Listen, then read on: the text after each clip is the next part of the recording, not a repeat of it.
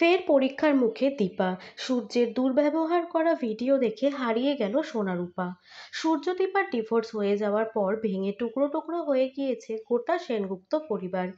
একদিকে চরম আর্থিক দুর্দশা, অন্যদিকে পরিবারের ভিতরের সম্পর্কে টানাপোড়েন। সব মিলিয়ে রমরমিয়ে চলছে স্টার জলসার টপার ধারাবাহিক অনুরাগের ছোঁয়া। ধারাবাহিকের গল্পে এই মুহূর্তে বহুদিন পর দেখা হয়েছে সূর্য আর দীপার। ডিভোর্স হয়ে যাওয়ার পর সেই যে ডাক্তারবাবুর বাড়ি ছেড়েছিলেন, তারপর এই প্রথম দীপার মুখোমুখি ডাক্তার সূর্য সেনগুপ্ত। এই দেখা নিয়ে আশাবাদী ছিলেন দর্শক মহলের অধিকাংশ। সন্তানের অসুস্থতায় সূর্য তার সন্তানদের আর দীপার পাশে থাকবে, বাবা হিসাবে একটা বড় দায়িত্ব পালন করবে। এই সুযোগে ফের কাছাকাছি আসবে তারা। তবে সে ঘুরে বালি। দীপাকে ফের ভুল বুঝে চলে গিয়েছে সূর্য।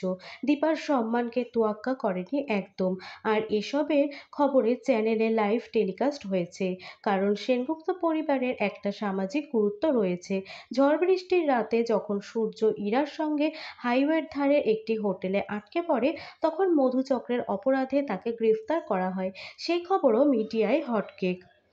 এসবের কোনো কিছুর সঙ্গে অবগত নয় সোনারূপা। রূপার বড় অপারেশনের পরে এই প্রথম স্কুলে এসেছে দুজন। সহপাঠীরা গোলাপ দিয়ে বরণ করে নিয়েছে রূপাকে। তবে স্কুলের এক দিদি সোনা রূপাকে খবরের ভিডিও দেখায়, যে ভিডিওতে দেখে মনে মনে কষ্ট পায় রূপা, কারণ ভিডিওতে স্পষ্ট শোনা যাচ্ছে রূপার অসুস্থতার কথা বলতেই দীপাকে চুপ করিয়ে দিচ্ছে সূর্য। ভিডিও দেখে টিফিনের সময় স্কুল থেকে বেরিয়ে যায় সোনারূপা।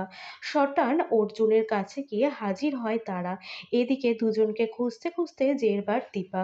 স্কুলের দিদিমণিরাও চিন্তিত, কোথায় গেল মেয়ে দুটো। তবে দীপা বুঝতে পারে সোনারূপা গেছে অর্জুনের কাছে। সূর্যের খবর দেখার পর অর্জুনের কাছে কেন ছুটল সোনারূপা, জানতে হলে চোখ রাখতে হবে অনুরাগের ছোঁয়ার আসন্ন পর্বগুলোতে।